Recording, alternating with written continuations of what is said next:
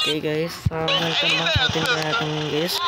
So ngayon naman guys, ito na ang project Doraemon natin ngayon guys, na patok jeepney. So i-release ko to bukas guys. Ngayon, bukas na i-release to guys, may time ako. Media fire lang naman to guys. Ano lang naman to guys, media fire. Try lang natin siya sa media fire. Tapos ang Odas Verde, sasama na natin yan. Project Doraemon. Ang mapler niyan guys is hindi ko pa alam, hindi pa masyadong alam ang mapler.